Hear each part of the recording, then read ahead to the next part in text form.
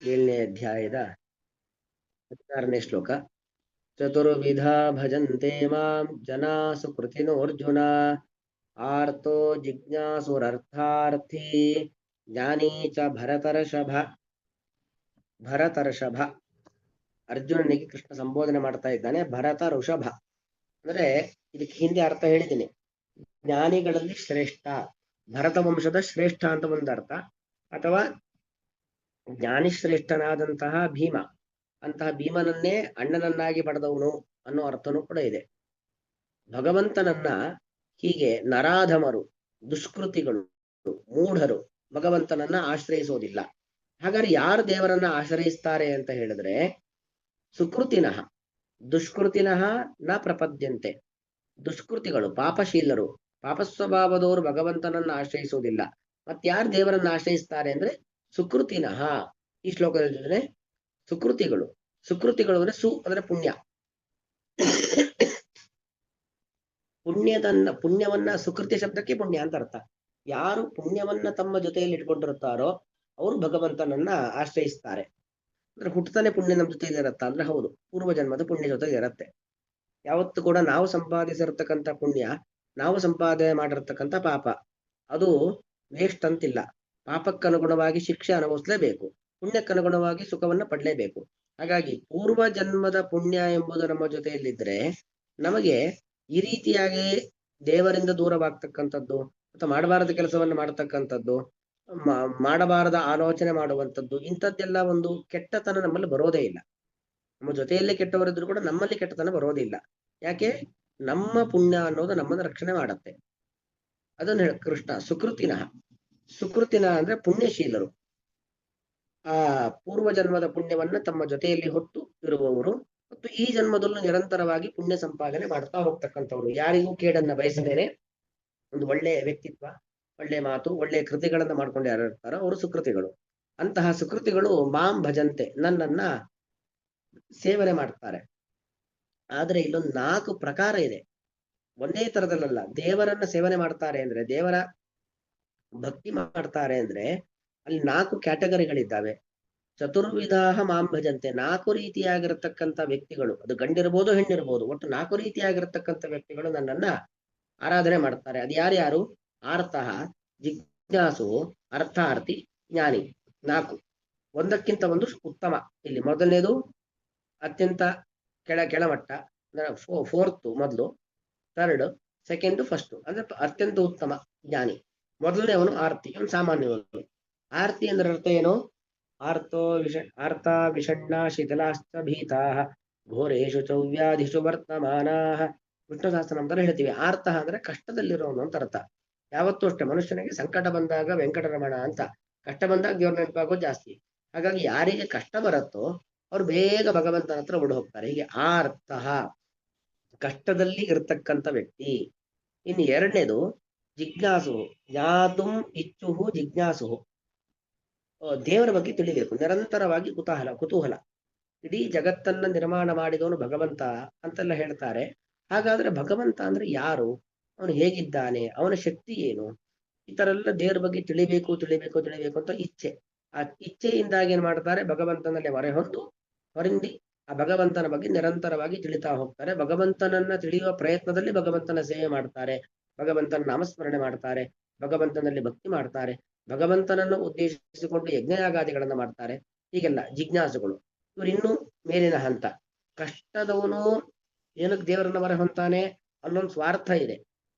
ತನ್ನ ಕಷ್ಟ ನಿವಾರಣೆಗೋಸ್ಕರ ದೇವರ ಬಳಿ ಹೋದದ್ದು ಹೊರತು ದೇವರನ್ನ ಪೂಜೆ ಮಾಡಬೇಕು, ದೇವರನ್ನ ಆರಾಧಿಸ್ಬೇಕು ಅನ್ನೋ ಕಾರಣಕ್ಕೋಸ್ಕರ ಹೋದವನಲ್ಲ. ತನ್ನ ಕಷ್ಟ ಪರಿಹಾರಕ್ಕೋಸ್ಕರವಾಗಿ ಯಾವ್ದಾವುದೋ ರೀತಿಯಲ್ಲಿ ಯಾವುದೋ ಪುರೋಹಿತರು ಇಟ್ಕೊಂಡು, ಯಾರೋ ಜ್ಯೋತಿಷರು ಇಟ್ಕೊಂಡು ಅವರು ನಮಗೇನೋ ಮಾರ್ಗದರ್ಶನ ಮಾಡ್ತಾರೆ, ಇಂಥ ಹೋಮ ಮಾಡಿ, ಇಂಥ ಜಪ ಮಾಡಿ ಅಂತ. ಅದಕ್ಕನುಗುಣವಾಗಿ ದೇವರ ಹತ್ರ ಹೋಗ್ತಕ್ಕಂಥವ್ರು. ಇಲ್ಲೊಂದು ಸ್ವಲ್ಪ ಸ್ವಾರ್ಥ ಇದೆ, ನಮ್ಮ ಕಷ್ಟ ಪರಿಹಾರ ಆಗ್ಬೇಕು ಅಂತ. ಇನ್ನು ಎರಡನೇವನು ಹಾಗಲ್ಲ, ಜಿಜ್ಞಾಸು ದೇವರ ಬಗ್ಗೆ ತಿಳಿಬೇಕು, ಇನ್ನೂ ಉತ್ತಮ ವ್ಯಕ್ತಿ. ಇನ್ನು ಅರ್ಥಾರ್ಥಿ ಅಂತ ಹೇಳಿದ್ರೆ, ಅರ್ಥ ಅಂದ್ರೆ ಸಂಪತ್ತನ್ನ ಬಯಸ್ತಕ್ಕಂಥ ವ್ಯಕ್ತಿ. ಅಂದ್ರೆ ಸಂಪತ್ತು ಅಂತ ಹೇಳಿದ್ರೆ ಎಲ್ಲ ಬಂದ್ಬಿಡ್ತು ಅಲ್ಲಿ. ಭೂಮಿ, ಬಂಗಾರ ಇದೆಲ್ಲ ನಮಗ್ ಗೊತ್ತಿರತಕ್ಕಂಥ ಸಂಪತ್ತು. ಜ್ಞಾನವೆಂಬ ಸಂಪತ್ತು, ಅದನ್ನ ಬಯಸ್ತಕ್ಕಂಥವನು. ಇವನು ಕೂಡ ಏನ್ ಮಾಡ್ತಾನೆ? ಭಗವಂತನ ಬಳಿಗೆ ಹೋಗ್ತಾರೆ. ಮತ್ತೆ ಸಂಪತ್ತು ಬೇಕು. ಸಂಪತ್ತು ಏನಕ್ಕೋಸ್ಕರ ಬೇಕು ಅಂತ ಹೇಳಿದ್ರೆ, ಒಂದು ಭಾಗವತದಲ್ಲಿ ಶ್ಲೋಕ ಬರುತ್ತೆ, ಧನೋ ಹಿ ಧನಂ ಹಿ ಧರ್ಮೈಕ ಫಲಂ ಯಥೋಸ್ಯ ಅಂತ. ದುಡ್ಡು ಇವತ್ತಿನ ಕಾಲದಲ್ಲಿ ಸಾವಿರಾರು ರೀತಿಯಲ್ಲಿ ನಾವು ದುಡ್ಡನ್ನು ಖರ್ಚು ಮಾಡಬಹುದು. ಆದ್ರೆ ದುಡ್ಡಿನ ನಿಜವಾದ ಪ್ರಯೋಜನ, ನಿಜವಾದ ವಿನಿಯೋಗ ಎಲ್ಲಿಗಾಗಬೇಕು ಅಂದ್ರೆ ಧರ್ಮ ಕಾರ್ಯಕ್ಕೋಸ್ಕರವಾಗಿ ದುಡ್ಡನ್ನು ನಾವು ವಿನಿಯೋಗವನ್ನ ಮಾಡಬೇಕು ಅಂತ. ಅಂದ್ರೇನು, ನಾನು ಅನೇಕ ಧರ್ಮ ಕಾರ್ಯಗಳನ್ನ, ಯಜ್ಞಯಾಗಾದಿಗಳನ್ನ, ದಾನ ಧರ್ಮವನ್ನೆಲ್ಲ ಮಾಡಬೇಕು, ದುಡ್ಡು ಬೇಕು. ಹಾಗೆ ಆ ದುಡ್ಡು ಬಯಸ್ತಾನೆ ಒಬ್ಬ ವ್ಯಕ್ತಿ. ದುಡ್ಡು ಬಯಸೋದಕ್ಕೋಸ್ಕರವಾಗಿ ಅಂತ ಹೇಳಿದ್ರೆ, ತಾನ್ಯಾವುದೋ ವಿಷಯ ಪದಾರ್ಥಗಳನ್ನ ಅನುಭವಿಸ್ಲಿಕ್ಕೋಸ್ಕರ ದುಡ್ಡು ಬಯಸ್ತಾ ಇಲ್ಲ, ಧರ್ಮ ಕಾರ್ಯಗಳನ್ನ ನಡೆಸಲಿಕ್ಕೋಸ್ಕರವಾಗಿ ದುಡ್ಡನ್ನ ಬಯಸ್ತಾ ಇದ್ದಾನೆ. ಹಾಗೆ ದುಡ್ಡನ್ನು ಯಾರು ಬಯಸ್ತಾನೋ ಅವನು ದೇವರನ್ನ ಮೊರೆ ಹೊಂತಾನೆ. ಯಾಕೆ, ದೇವರು ಕೊಟ್ಟರೆ ಉಂಟು. ಶ್ರೀಕರ ರೂಪಿಯಾಗಿರ್ತಕ್ಕಂಥ ಭಗವಂತ, ಲಕ್ಷ್ಮೀಪತಿಯಾಗಿರ್ತಕ್ಕಂಥ ಭಗವಂತ ಕರುಣೆ ಮಾಡಿದ್ರೆ ಮಾತ್ರ ನಮಗೆ ಆ ಧನ ಸಂಪತ್ತು ಬರ್ತಕ್ಕಂಥದ್ದು. ಹಾಗಾಗಿ ಅರ್ಥಾರ್ಥಿ. ಇನ್ನು ಜ್ಞಾನಿ, ಇವನು ಇನ್ನೂ ಉತ್ತಮವಾದ ವ್ಯಕ್ತಿ. ಈಗಾಗಲೇ ದೇವರ ಬಗ್ಗೆ ತಿಳ್ಕೊಂಡಿದ್ದಾನೆ. ದೇವರು ಸರ್ವಶಕ್ತ, ಸರ್ವೋತ್ತಮ, ಸರ್ವಕರ್ತೃ, ಅವನು ಜ್ಞಾನಾನಂದಮಯ, ಇದೆಲ್ಲ ಗೊತ್ತು ದೇವರ ಬಗ್ಗೆ. ಆದ್ರೆ ದೇವರ ಬಗ್ಗೆ ಇನ್ನೂ ತಿಳ್ಕೊಳ್ಬೇಕು. ದೇವರ ಬಗ್ಗೆ ಒಂದಷ್ಟು ಜ್ಞಾನ ಇದೆ, ಮತ್ತು ಯಾಕೆ ದೇವರು ಅನ್ನೋದು ಒಂದು ಕೊನೆ ಇಲ್ಲದ ಸಮುದ್ರ, ತೀರವಿಲ್ಲದ ಸಮುದ್ರ ಅಲ್ವಾ. ಸಮುದ್ರಕ್ಕೊಂದು ತೀರ ಅಂತಿದೆ, ದೇವರಿಗೊಂದು ತೀರ ಅಂತಿಲ್ಲ. ಎಷ್ಟು ತಿಳಿದ್ರು ದೇವರ ಬಗ್ಗೆ ಎಷ್ಟು ತಿಳ್ಕೊಂಡ್ರು ಕೂಡ ಮುಗೀತು ಅಂತಿಲ್ಲ. ಹಾಗಾಗಿ ದೇವರ ಬಗ್ಗೆ ತಿಳಿಬೇಕು ಅಂತ ನಿರಂತರವಾದ ಪ್ರಯತ್ನ ಪೂರ್ವಕವಾಗಿ ದೇವರನ್ನ ಮೊರೆ ಹೊಂತಾನೆ. ಭಗವಂತ, ನೀನೇ ನಿನ್ನನ್ನ ದರ್ಶನವನ್ನು ನನಗೆ ಮಾಡಿಸ್ಬೇಕು, ಹೊರತು ನಾನು ನನ್ನ ಪ್ರಯತ್ನದಿಂದ ನಿನ್ನನ್ನು ಕಾಣ್ತೇನೆ, ಸಾಧ್ಯವೇ ಇಲ್ಲ ಅದು. ನಾನು ಕೇವಲ ನನ್ನ ಭಗವಂತನ ಅನುಗ್ರಹ ಇಲ್ಲದೇನೆ ಕೇವಲ ನನ್ನ ಪ್ರಯತ್ನದಿಂದ ನಾನು ಭಗವಂತನನ್ನ ಕಾಣ್ತೇನೆ ಅಂದ್ರೆ ಮೂರ್ಖತನ ಅದು. ಇದು ಗೊತ್ತಿರೋದಕ್ಕೋಸ್ಕರವಾಗಿ ಭಗವಂತನಲ್ಲೇ ಮೊರೆ ಹೊಂದಿ, ದೇವರೇ ನೀನೇ ನಿನ್ನ ಸ್ವರೂಪವನ್ನು ನನಗೆ ದರ್ಶನ ಮಾಡಿಸ್ಬೇಕು ಅಂತ ದೇವರಲ್ಲಿ ಮೊರೆ ಇಟ್ಟಿರತಕ್ಕಂಥ ವ್ಯಕ್ತಿಯವನು ಜ್ಞಾನಿ. ಹೀಗೆ ಆರ್ತಃ, ಜಿಜ್ಞಾಸುಹು, ಅರ್ಥಾರ್ಥಿ, ಜ್ಞಾನಿ, ಈ 4 ರೀತಿಯಾಗಿರ್ತಕ್ಕಂಥ ವ್ಯಕ್ತಿಗಳು ನನ್ನನ್ನ ಸೇವನೆ ಮಾಡ್ತಾರೆ, ನನ್ನನ್ನ ಭಜಿಸ್ತಾರೆ, ನನ್ನಲ್ಲಿ ಬಂದು ಮೊರೆ ಹೊಂತಾರೆ. ಹಾಗೆ ಮೊರೆ ಹೊಂದಲಿಕ್ಕೂ ಕೂಡ ಸುಕೃತಿ, ಅವರು ಸಂಪಾದನೆ ಮಾಡಿರ್ತಕ್ಕಂಥ ಪುಣ್ಯ ಅದು ಕಾರಣವಾಗತ್ತೆ. ಅದು ಈ ಜನ್ಮದ್ದು ಪುಣ್ಯ ಇರ್ಬೋದು, ಪೂರ್ವ ಜನ್ಮದ ಪುಣ್ಯ ಇರ್ಬೋದು. ಹಾಗಾಗಿ ನಾವು ಯಾವತ್ತೂ ಕೂಡ ಧಾರ್ಮಿಕತೆಯ ಕಡೆಗೆ ಬರ್ಲಿಕ್ಕೆ ಹಿಂದೆ ಮುಂದೆ ನೋಡಬಾರ್ದು. ಧರ್ಮ ಕೆಲಸವನ್ನ ಮಾಡ್ಲಿಕ್ಕೆ ಯಾವತ್ತೂ ಕೂಡ ಹಿಂಜರಿಬಾರದು. ನಮ್ಮ ಪಾಲಿನ ಧಾರ್ಮಿಕ ಕರ್ತವ್ಯಗಳಿಂದ ಯಾವತ್ತೂ ಹಿಂದೆ ಬರುವಂತಿಲ್ವೇ ಇಲ್ಲ. ಅದರಿಂದ ಯಾವುದೋ ಒಂದು ರೀತಿಯಲ್ಲಿ ಒಳ್ಳೇದಾಗ್ತಾ ಹೋಗುತ್ತೆ. ಕೆಲವುದು ನಮ್ಮ ಧಾರ್ಮಿಕತೆಯಿಂದ ನಮ್ಗೆ ಒಳ್ಳೇದಾಗಿ ತಕ್ಷಣ ಗೊತ್ತಾಗತ್ತೆ, ಕೆಲವು ನಮ್ಗೆ ಗೊತ್ತಿಲ್ಲದೆ ನಮಗೆ ಒಳ್ಳೇದಾಗೋಗಿರತ್ತೆ. ಹಾಗಾಗಿ ಧರ್ಮ ಕಾರ್ಯದಿಂದಾಗಿ ಯಾವತ್ತೂ ವಿಮುಖರಾಗಲೇಬಾರದು. ಧಾರ್ಮಿಕವಾದ ಕೆಲಸಗಳನ್ನ ಮಾಡ್ಲಿಕ್ಕೆ ನಾನ್ ಬೇಡ ಇನ್ನೊಬ್ಬ ಮಾಡ್ಲಿ ಅಂತ ಮತ್ತೊಬ್ಬರನ್ನ ಹುಡುಕ್ಕೊಂಡು ಕೂರಬಾರದು. ಧಾರ್ಮಿಕವಾದ, ಅದರಲ್ಲೂ ಮುಖ್ಯವಾಗಿ ನಮ್ಮ ಪಾಲಿನ ಕರ್ತವ್ಯ, ನಮ್ಮ ಪಾಲಿನ ಜವಾಬ್ದಾರಿಗಳು ಏನಿರ್ತವೆ ಅದನ್ನು ನಾವೇ ನಿರ್ವಹಣೆ ಮಾಡಬೇಕು. ಮತ್ತೊಬ್ಬರಿಗೆ ಅವಕಾಶ ಕೊಡ್ಲೇಬಾರದು. ಉದಾಹರಣೆಗೆ ಮಠಗಳಲ್ಲೆಲ್ಲ ದೊಡ್ಡ ಸ್ವಾಮಿಗಳು, ಚಿಕ್ಕ ಸ್ವಾಮಿಗಳು ಅಂತ ಇರ್ತಾರೆ.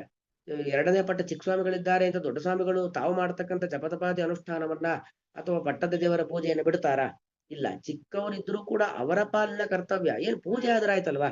ಜನರಿಗೆ ನೋಡ್ಲಿಕ್ಕೆ ಒಂದು ಪೂಜೆ, ಯಾರು ಮಾಡಿದ್ರೇನು, ಅವರೇಗೋ ಚಿಕ್ಕವರು ಜೂನಿಯರು, ಅವ್ರಿಗೆ ಜೂನಿಯರ್ ಕೆಲಸ ಜಾಸ್ತಿ ಮಾಡ್ಬೇಕು, ಅವರೇ ಪೂಜೆ ಮಾಡ್ಲಿ, ನಾನು ಆರಾಮಾಗಿ ಇದ್ದು ಬಿಡ್ತೇನೆ ಅಂತ ಇರಲ್ಲ. ಅವರವರ ಪಾಲಿನ ಕರ್ತವ್ಯ ಮಾಡಬೇಕು. 8-10 ಜನ ಸ್ವಾಮಿಗಳಿದ್ರು ಕೂಡ ಅಷ್ಟೂ ಜನ ಪೀಠವನ್ನು ಮುಟ್ಟಿ ಪೂಜೆ ಮಾಡ್ತಾರೆ. ನಮ್ಮ ಉಡುಪಿ ಸಂಪ್ರದಾಯದಲ್ಲೆಲ್ಲ ಸುಮಾರು 5-6 ಜನ ಒಂದೇ ಕಡೆ ಸೇರಿ ಪೂಜೆ ಮಾಡ್ತಕ್ಕಂಥ ಸಂಪ್ರದಾಯ ಇರುತ್ತೆ. ಉಡುಪಿ ಕೃಷ್ಣ ಮಠ ಪರ್ಯಾಯ ಸಂದರ್ಭದಲ್ಲಿ ಎಲ್ಲಾ ಅಷ್ಟಮಠದ ಸನ್ಯಾಸಿಗಳು ಒಂದೇ ಕಡೆ ಇರ್ತಾರೆ. ಎಲ್ಲರೂ ತಮ್ಮ ಪಟ್ಟದ ದೇವರನ್ನ ಎಲ್ಲಿಟ್ಟಿರ್ತಾರೆ, ಕೃಷ್ಣನ ಹತ್ರನೇ ಇಟ್ಟಿರ್ತಾರೆ. ಎಲ್ಲ ಏನು 8 ಮಠ, ಅಲ್ಲ 4 ಮಠಕ್ಕಾದ್ರೂ ಶಿಷ್ಯರು ಇರ್ತಾರೆ. ಸುಮಾರು 12-13 ಜನ ಸನ್ಯಾಸಿಗಳಿದ್ದಾರೆ. ನಾವೆಲ್ಲ ಮತ್ತೊಬ್ರು ಪೂಜೆ ಮಾಡ್ತಾರೆ, ನಾನ್ಯಾಕೆ ಹೋಗ್ಬೇಕು ಅಂತ ಉದಾಸೀನ ಮಾಡ್ತಾರ? ಪ್ರತಿಯೊಬ್ರು ಹೋಗ್ತಾರೆ, ಪ್ರತಿಯೊಬ್ಬರು ಆ ಕೃಷ್ಣನ ಸನ್ನಿಧಾನಕ್ಕೆ ಹೋಗಿ ಪೂಜೆ ಮಾಡಿ ಬರ್ತಾರೆ ಅಲ್ವಾ. ಒಬ್ರು ಮಾಡಿದ್ರೆ ಸಾಕಲ್ವಾ? ಅದಲ್ಲ, ನಮ್ಮ ಪಾಲನ ಕರ್ತವ್ಯ ನಾವು ಮಾಡ್ಬೇಕಾದ್ರೆ. ಯಾಕಂದ್ರೆ ನಾವು ಮಾಡುವಂಥದ್ದು ಬಿಂಬೋಪಾಸನೆ ಅಂತ. ನಮ್ಮೊಳಗಿನ ಬಿಂಬರೂಪಿಯಾಗಿರ್ತಕ್ಕಂಥ ಪರಮಾತ್ಮ, ಅವನ್ನ ಪ್ರತಿಮೆಯಲ್ಲಿ ಕಂಡು ಆರಾಧನೆ ಮಾಡತಕ್ಕಂಥದ್ದು. ಅವರವರಿಗೆ ಹೊಟ್ಟೆ ಹಸಿದ್ರೆ ಅವರೇ ಊಟ ಮಾಡಬೇಕು.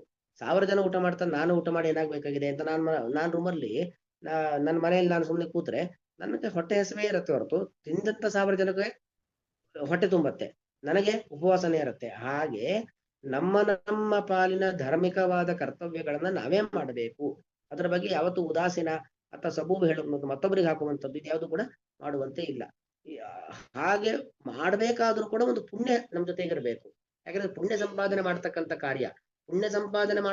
ಕಾರ್ಯ ನಾವು ಮಾಡ್ಬೇಕು ಅಂತ ಆದ್ರೆ ನಮ್ಮಲ್ಲಿ ಒಂದಷ್ಟು ಪುಣ್ಯ ಇದ್ರೆ ಮಾತ್ರ ಅಂತ ಪುಣ್ಯ ಸಂಪಾದನೆ ಮಾಡ್ತಕ್ಕಂಥ ಕೆಲಸ ನಮ್ಮಿಂದ ಆಗೋದಿಲ್ಲ, ಆಗೋದೇ ಇಲ್ಲ. ಅದು ಎಂತ, ಯಾಕಂದ್ರೆ ಧರ್ಮ ಕಾರ್ಯಗಳು 10 ರೀತಿಯಲ್ಲಿ ಇದಾವೆ. ಎಲ್ಲವೂ ಅಷ್ಟೇ.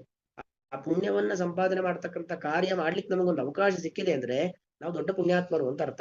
ನಮ್ಮಲ್ಲಿ ಯಾವುದೊಂದು ಪೂರ್ವಜನ್ಮದ ಪುಣ್ಯ ಇದೆ, ಹಿರಿಯರ ಆಶೀರ್ವಾದ ಅನುಗ್ರಹಗಳಿದ್ದಾವೆ ಅಂತ ಅರ್ಥ. ಇಲ್ಲ ನಾವು ಬರೋದಿಲ್ಲ. ಹ್ಮ್ ಆ ಚತುರ್ವಿಧಾ ಭಜಂತೆ ಮಾಂ ಜನಾಃ ಸುಕೃತಿನೋರ್ಜುನ ಆರ್ತೋ ಜಿಜ್ಞಾಸುರರ್ಥಾರ್ಥಿ ಜ್ಞಾನಿ ಚ ಭರತರ್ಷಭ. ಶ್ರೀಕೃಷ್ಣಾರ್ಪಣಮಸ್ತು.